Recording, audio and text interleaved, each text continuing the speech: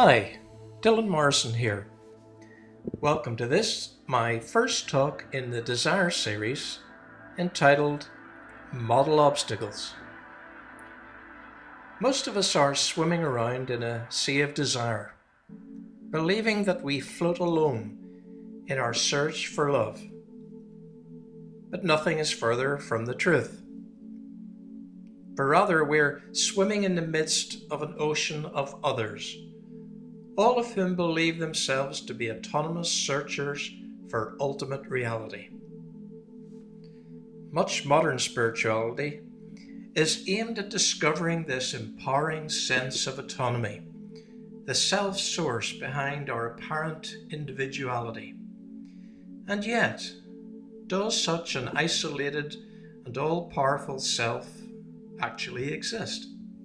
And if so, is it as autonomous as we first imagine?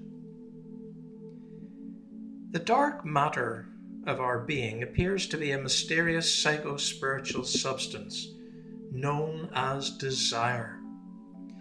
In other words, the insatiable energy that drives us towards what we want.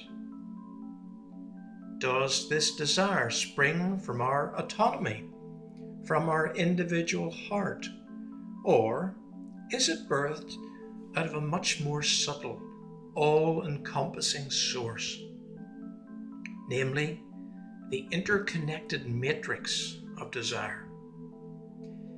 In this series of blog talks, I hope to examine this hidden ocean in which we all sail our little boats of individuality. Now let's start with the idea of desire itself. Are our desires our own? Well, contrary to popular opinion, I believe not. Our desire centers within are receptors of desire, and not its womb. In other words, we pick up or are infected by the desire that comes from another, from the cradle to the grave. Each of us receives and subsequently transmits the desire of others like some highly efficient multimedia server in cyberspace.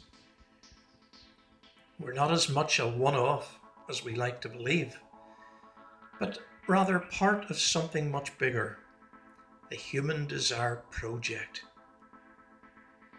In this talk, let's examine a simple model of how such a desire transference works in practice. All desire has an object. We want something or someone. Desire without an object isn't truly desire, but rather a weak imitation. So let's take the example of interpersonal relationships. A popular student has his eye on a beautiful girl whom he'd love to date. This guy himself has, unsurprisingly, a group of secret admirers within his male classmates. He's a model, one whom they secretly aspire to be. He has everything: good looks, a great sense of humor, a sharp intellect, sporting prowess, etc., etc. Now, as one of these male fans observes his pursuit of the young lady in question, something begins to stir within his own savage breast, namely desire.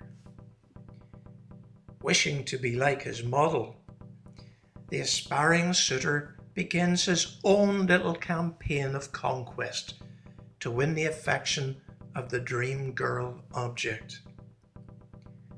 At first, his efforts are inconsequential compared to those of his idealized hero, and yet, curiously, over time, the model begins to sense that he's no longer alone in his romantic pursuit, for a rival has now appeared for the beauty's much sought affections.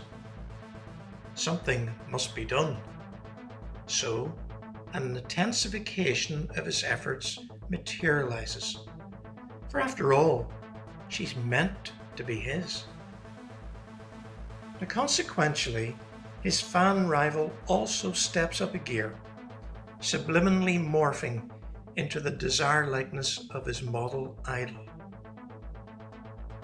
The model student has transformed into a model obstacle in the eyes of his previous admirer. At a highly significant point in time, something dramatically game-changing takes place.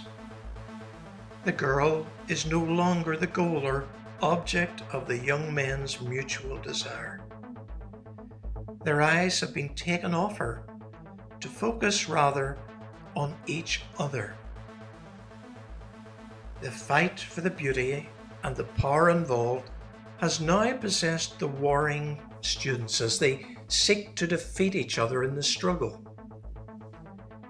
The two rivals have now become model obstacles for each other, warring doubles in the desire battle.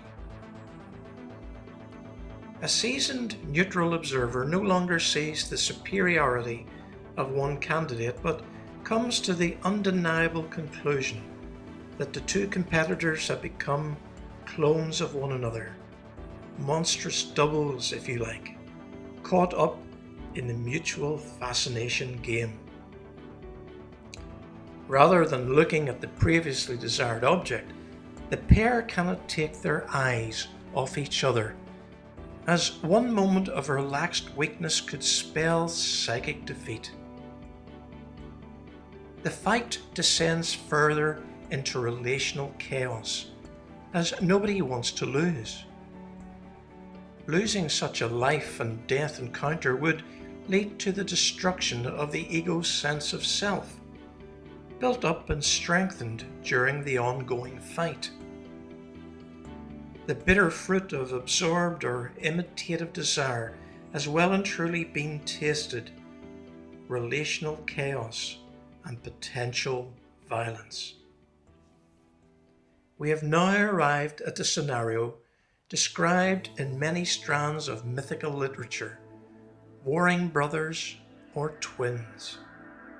Is it any wonder that twins are taboo in many native cultures? The ancestral fathers clearly understood the inherent danger of such rivaling mirror images and their potential for violent contagion. Now, I believe that we live in the dynamic flux of such desire transfer in all our human relationships. No one is averse to being hooked by the insidious mechanism of absorbed desire. No psychic settings safeguard us from such subliminal infection. Family, friends, work colleagues, and particularly master-disciple spiritual relationships all lie within such a matrix of desire. Is it any wonder that many of our model-based relationships eventually burst asunder? Now, how can we tell if we're presently suffering from a case of the model obstacles? Well, thankfully, language comes to our rescue. Is anyone getting under your skin? Yes? Well, then you are. Does somebody really get to you? Then you are. Can we be freed from the intensity of these destructive fascinations? Well, thankfully, yes. I'll tackle the psyche-soul's liberation from skewed or mimetic desire in my forthcoming talks.